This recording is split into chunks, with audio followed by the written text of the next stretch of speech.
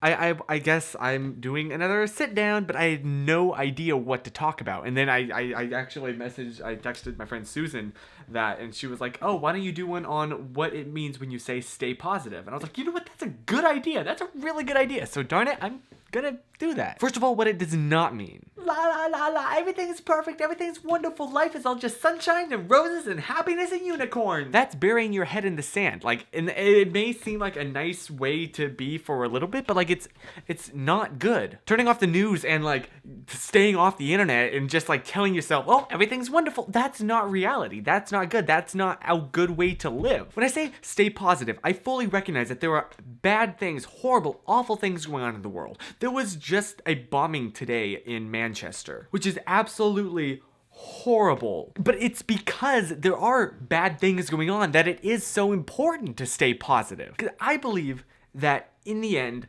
life is good. And it is very important to always try and find like the silver lining, you know, the positive aspect of life, of any situation, any circumstance. It's not what to think, it's how to think about, or how to process new information that you're given. That's what it is right there. Positivity is a way of processing information.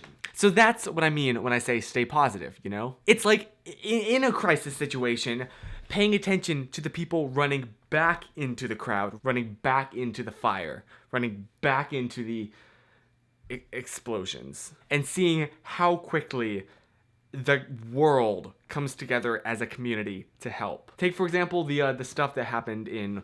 This is serious. I'm bringing it into the serious mode here. When everything happened at the Pulse nightclub, Leads us to believe that this is still an ongoing, active scene here. That was absolutely awful. But what amazed me was how quickly everyone responded. Here in Orlando, hundreds of people lining up all day long to donate their own blood after so much bloodshed. But I want to show you the people who are still here while it's raining are folks who have been standing in line for more than 11 hours. When the call went out this morning, it said urgent, we need blood, O negative, O positive, and AB plasma.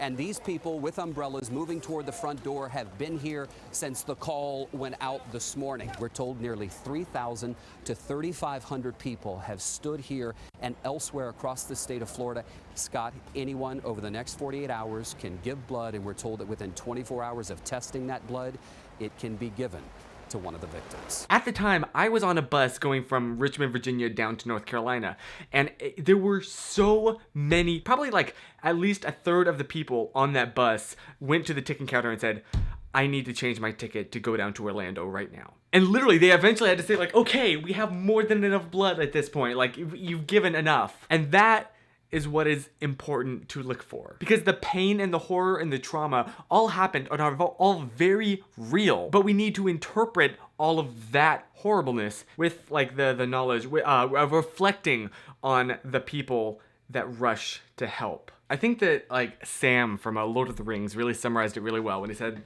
there is good in this world, Mr. Frodo, and it's worth fighting for. Whenever there would be any really catastrophe that was in the movies or on the air, she would say, always look for the helpers. There will always be helpers, you know, even just on the sidelines. That's why I think that if news programs could make a conscious effort of showing rescue teams, of showing medical people, anybody who is coming into a place where there's a tragedy, to be sure that they include that. Because if you look for the helpers, you'll know that there's hope.